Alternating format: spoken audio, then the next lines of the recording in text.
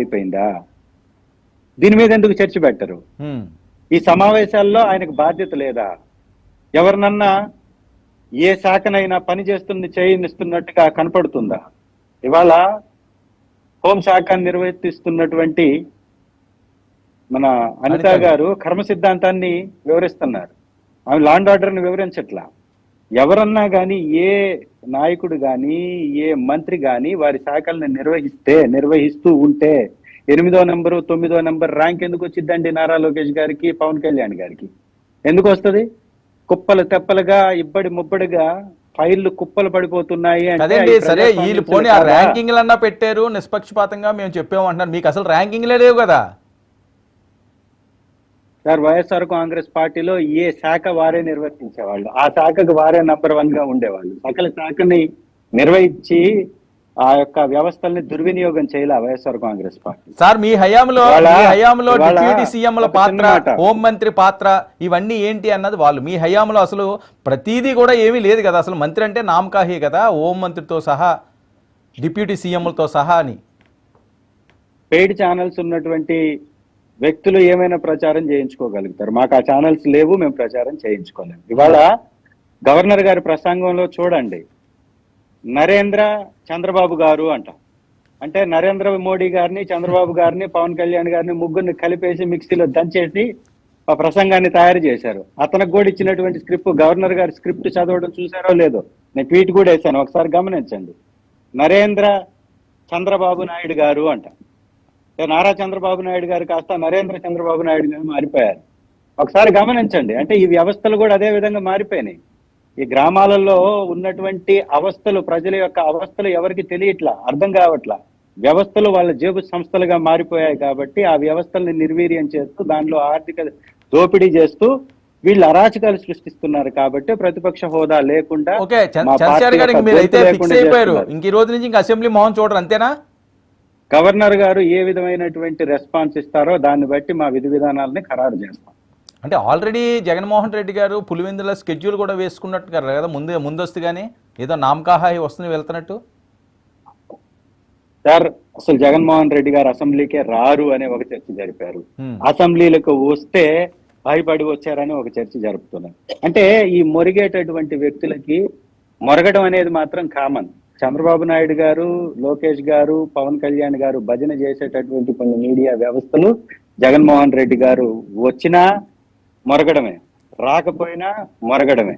వారికి ప్రజా సమస్యలు పట్టవు, ప్రజా వ్యతిరేక విధానాలు కనపడవు. ఇది వారు చేసేటటువంటి ప్రచారం. దాని మీద మనం ఏం కాదు. ఒకవేళ మీరు అసెంబ్లీకి వెళ్తే మీ మీద దాడి చేస్తారు, గతంలో ఏవైతే జరిగినాయో అవమానాలు భరించలేక ఈ రకంగా ఎలాగైనా ప్రతిపక్షం అనే అంశం అన్నది ఉండదు కాబట్టి మీకు ఆ హోదా ఇవ్వరు కాబట్టి బయటకు వచ్చేద్దామని ఫిక్స్ అయ్యారు అన్నట్టు వస్తున్న వాయిస్. ఏమైనా భయపడుతున్నారా? సార్, అసెంబ్లీ సెషన్స్ 3 సార్లు జరిగినాయి. 3 సార్లు 2 సార్లు వైఎస్ఆర్ కాంగ్రెస్ పార్టీ అటెండ్ అయింది, మా నాయకులు అటెండ్ అయ్యారు. ఎవరికి భయపడితే మేము అటెండ్ అయ్యామండి? ఎవరికన్నా భయపడితే అటెండ్ అవుతామా? ఇవాళ అసెంబ్లీలో గవర్నర్ గారి ముందు ప్రజా గళాన్ని వినిపించి వచ్చినటువంటి పార్టీ వైఎస్ఆర్ కాంగ్రెస్ పార్టీ. భయపడ్డామా? ఈ మాటలు చెప్పడానికి, చాతల్లో చూపించడానికి చాలా వ్యత్యాసం ఉంది. ఇవాళ ఒక చిన్న మాట సార్, వర్మ గారు, చెప్పండి. ఈరోజు ఈ రాష్ట్రంలో బాగా ప్రాచుర్యంలో ఉన్నటువంటి పెద్ద ఛానల్స్ అయినా సాక్షి, ఎన్టీవీ, టీవీ9, 10 టీవీని అసెంబ్లీ ప్రచారాలకి, అసెంబ్లీలో ఎంట్రీకి నిషేధించారు. ఎలాంటి వాళ్ళకి నోటీసులు ఇవ్వకుండా వారిని లోపలికి కూడా రానివ్వలేదు. ఎవరు భయపడినట్టు?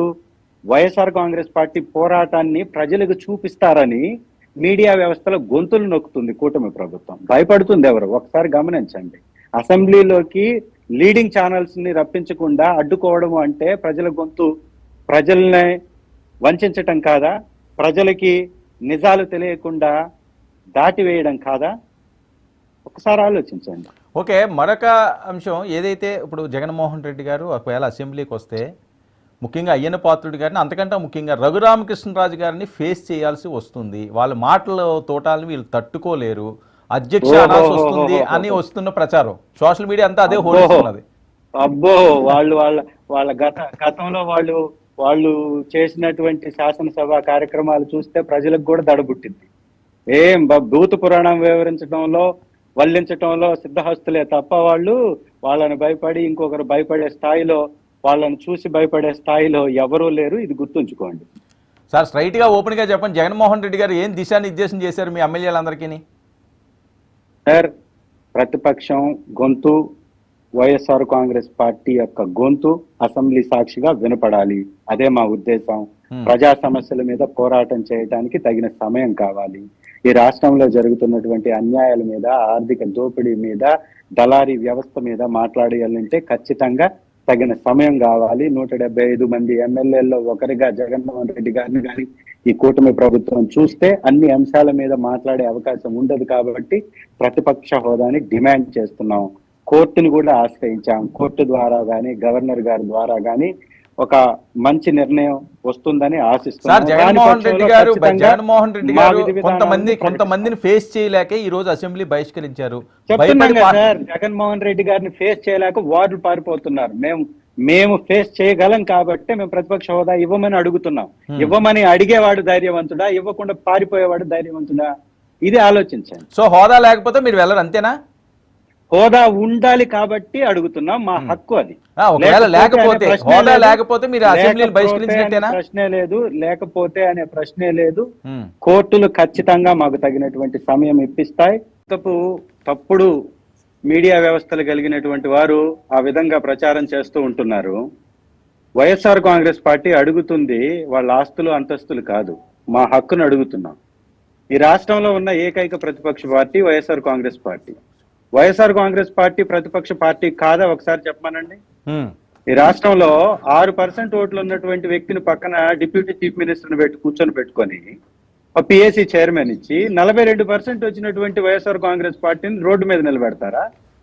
ఇది ప్రజాస్వామ్యమా? ఇది ప్రజాస్వామ్యబద్ధమైనటువంటి పరిపాలన? ఈ రాష్ట్రంలో ఉన్నటువంటి పార్టీలన్నీ ఒక కూటమి కట్టి జత కట్టి వారు అధికారంలోకి వెళ్తే ప్రజల పక్షాన నిలబడి పోరాడుతున్నటువంటి ఏకైక పార్టీ వైఎస్ఆర్ కాంగ్రెస్ పార్టీ ప్రతిపక్ష పార్టీ. మరి ప్రతిపక్ష పార్టీని ప్రతిపక్ష పార్టీ హోదా ఇవ్వమని ఏమని అడగాల?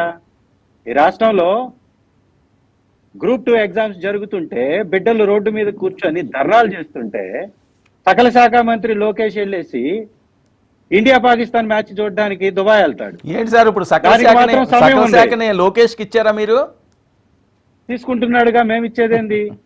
తనే నిర్వహిస్తున్నాడు కదా. ఏకంగా చంద్రబాబు నాయుడు గారి యొక్క శాఖను కూడా, ముఖ్యమంత్రి శాఖను కూడా తనే తీసుకుంటున్నారని తెలుస్తుంది. మధ్యకాలంలో వార్తలు వస్తున్నాయి.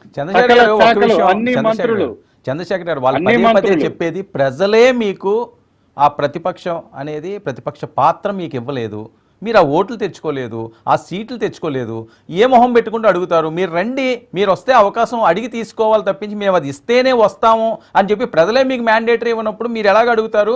మీకు మేమెందుకు ఇవ్వాలి, రాజ్యాంగంలో లేదన్నది వాళ్ళ వాయిస్. సార్, మేము ప్రతిపక్షం అంటే ఏంటి, అసలు ప్రజాస్వామ్యం అంటే ఏంటి ఈ కూటమి ప్రభుత్వానికి తెలుసా అని అడుగుతున్నాం. ప్రజాస్వామ్యం అంటేనే అధికార పక్షంతో పాటు ప్రతిపక్షం ఉండడం. మరి ప్రతిపక్షమే లేకుండా చేసి అధికార పక్షమే అన్ని చేస్తూ ఉన్నప్పుడు ప్రజాస్వామ్యం ఎక్కడున్నట్టు?